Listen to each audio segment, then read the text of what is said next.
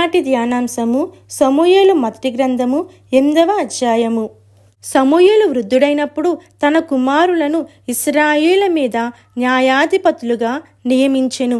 అతని జ్యేష్ఠ కుమారుని పేరు యోవేలు, రెండవ వాని పేరు అబియా.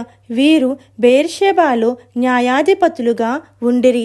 అతని కుమారులు అతని ప్రవర్తనను అనుసరింపక ధనాపేక్షకులై లంచములు పుచ్చుకొని న్యాయమును త్రిప్పివేయగా ఇశ్రాయేల పెద్దలందరూ కూడి రామాలో సమూయేలు నొద్దకు వచ్చి, చిత్తగించుము, నీవు వృద్ధుడవు, నీ కుమారులు నీ ప్రవర్తన వంటి ప్రవర్తన గలవారు కారు గనుక సకల జనుల మర్యాద చొప్పున మాకు ఒక రాజును నియమింపుము. అతడు మాకు న్యాయము తీర్చునని అతనితో అనిరి. మాకు న్యాయము తీర్చుటకే రాజును నియమింపుమని వారు అనిన మాట సమూయేలు దృష్టికి ప్రతికూలముగా ఉండెను గనుక సమూయేలు యెహోవాను ప్రార్థన చేసెను. అందుకు యెహోవా సమూయేలుకు సెలవిచ్చినదేమనగా, జనులు నీతో చెప్పిన మాటలన్నిటి ప్రకారము జరిగింపుము. వారు నిన్ను విసర్జింపలేదు గాని తమ్మును ఏలకుండా నన్నే విసర్జించి ఉన్నారు. వారు నన్ను విసర్జించి ఇతర దేవతలను పూజించి నేను ఐగుప్తులో నుండి వారిని రప్పించిన నాటి నుండి నేటి వరకు తాము చేయిచూ వచ్చిన కార్యములన్నిటి ప్రకారముగా వారు నీ ఎడలను జరిగించుచున్నారు. వారు చెప్పిన మాటలను అంగీకరించుము. అయితే వారిని ఎలబోవు రాజు ఎట్టివాడగునో నీవే సాక్షివై వారికి దృఢముగా తెలియజేయుము.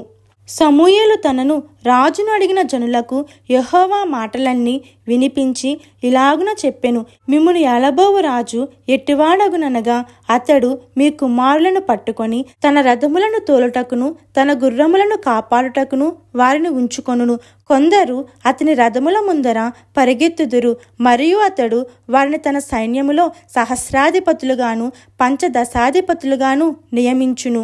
మరియు అతడు వారిని తన సైన్యములో సహస్రాధిపతులుగాను పంచదశాధిపతులుగాను నియమించును. తన భూములను దున్నుటకును వాటి పంటను కోయుటకును తన యుద్ధాయుధములను తన రథముల సామానులను చేయుటకును వారిని ఏర్పరచుకొనును.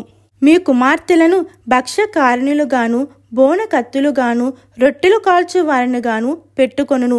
మీ పొలములలోను మీ ద్రాక్ష తోటలలోను ఒలీవ తోటలలోను శ్రేష్టమైన వాటిని తీసుకొని తన సేవకులకిచ్చును.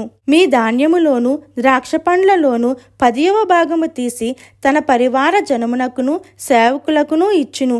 మీ దాసులను మీ పనికెత్తలను మీ పశువులలోని గార్ధాబములలోని శ్రేష్టమైన వాటిని పట్టుకొని తన పని కొరకు ఉంచుకొనును. మీ మందలో 10వ భాగము పట్టుకొనును. మీ మట్టుకు మీరు అతనికి దాసులవుదురు. ఆ దినమున మీరు కోరుకున్న రాజును బట్టి మీరు మొర్రపెట్టినను యెహోవా మీ మొర్ర వినకపోవును అనెను. అయినను జనులు సమూయేలు యొక్క మాట చెవిని బెట్టనొల్లక, అలాగున కాదు, జనములు చేయు రీతిని మేమును చేయునట్లు మాకు రాజు కావలెను. మా రాజు మాకు న్యాయము తీర్చును.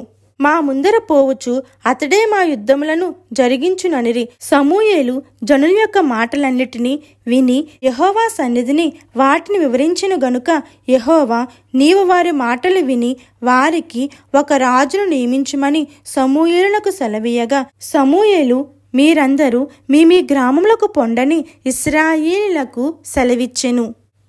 దేవుడి పరిశుద్ధ వాక్యం మన వినికిడిలో దీవించి ఆశీర్వదించునుగాక. ఆమేన్.